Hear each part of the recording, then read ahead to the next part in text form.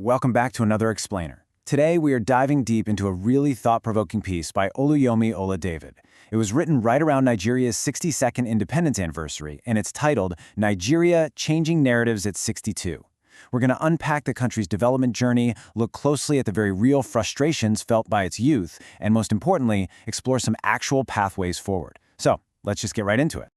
Okay, so the author kicks things off with a completely jarring question. Shouldn't Nigeria seek recolonization? Perhaps Germany or France should colonize us? Now, this wasn't just some random, cynical thought experiment. The author notes this was a genuine, agitating question asked by a brilliant young student right after a class on the history of the Nigerian economy. And by leading with this, Ola-David instantly shines a spotlight on the profound frustration today's youth are feeling about the incredibly slow pace of nation-building since independence. You know, that student's question perfectly captures this massive generational disconnect we're seeing. On one side, you've got this perceived golden era. You have young citizens looking backward, legitimately wondering why they missed out on the colonial governance and those early post-independence governments they've heard all these great stories about. And then, contrast that with the actual status quo since 1960. We're talking about a reality with enough political and economic stagnation to make a young person seriously ask if going back to foreign rule would somehow be better. It's a stark comparison, right? But it absolutely nails the current national mood. But instead of just sitting in that frustration and dwelling on the past, the author makes a really crucial pivot. Let's look at our first section, the pivot to the Singapore and Rwanda models, to see how other former colonies completely rewrote their stories.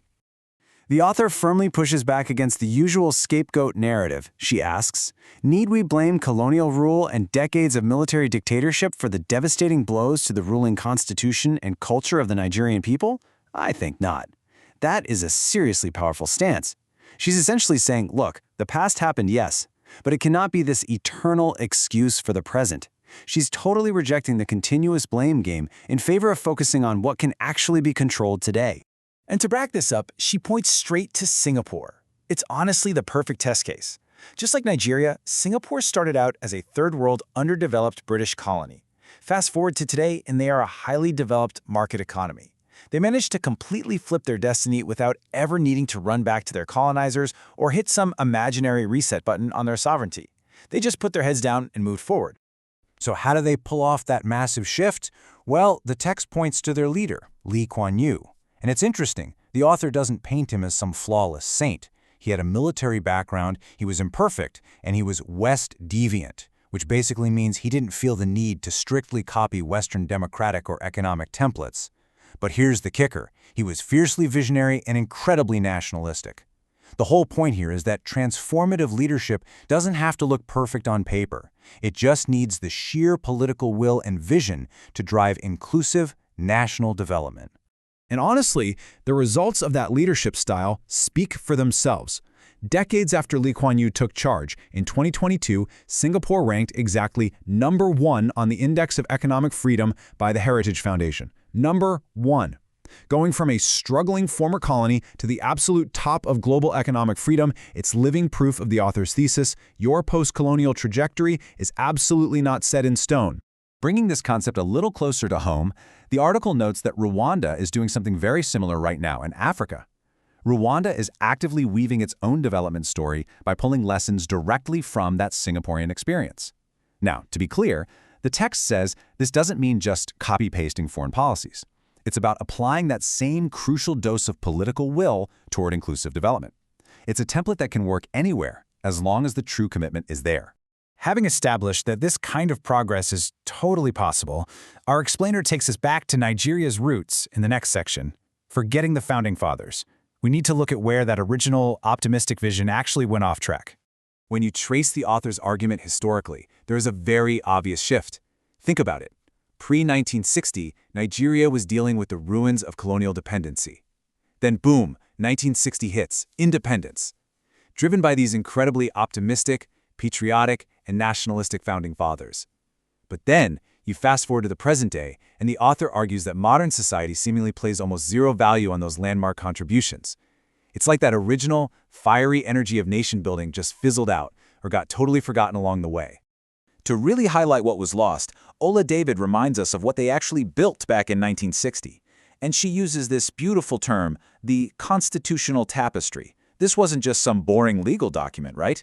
It was a dynamic framework specifically designed to unite a super diverse population into one peaceful, progressive people rising out of dependency. They were purposefully weaving all these different threads together. It's such a great reminder of the intentional, constructive mindset they had at the very beginning.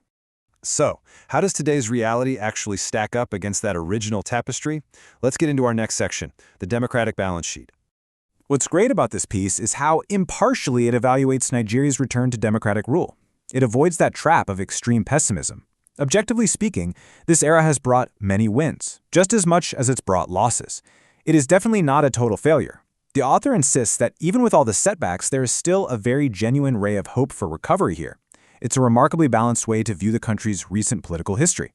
And this balance sheet ties right into a massive economic transition happening right under our noses. We are actively moving away from an old narrative. You know, the one driven by this clunky, inefficient public sector model where everyone was just losing confidence in local government. In its place, a totally new narrative is taking root. Because those old ways were so inefficient, the driver is shifting to a much more participatory, citizen-led model. It's pragmatic, it's market-driven, and the author makes a huge point here. This shift away from relying on the state towards citizen-led pragmatism is an absolutely massive positive leap forward. Which naturally brings us to the ultimate antidote for that youth frustration we talked about at the very beginning. Let's look at our final section, the path forward, a citizen-led future.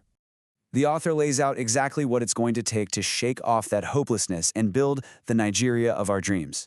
First up, it requires a generation of truly visionary leadership, kind of like what we saw in the Singapore example, right? But here's the catch. It equally requires citizens who are equipped with a real nation-building ethos. They need a stakeholder mentality and an unflinching commitment. It's a two-way street. Even the greatest leaders can't pull it off alone without committed citizens who actually view themselves as stakeholders in the country's success. This whole partnership idea is captured perfectly in this quote. We all have designated roles to play in turning the negative stains on the garments of our collective history into positive energy for change and development. Such a powerful metaphor. Yes, the history has stains. There have been military dictatorships. There have been massive inefficiencies. But every single person listening has a designated role in taking those historical missteps and turning them into literal fuel for future development.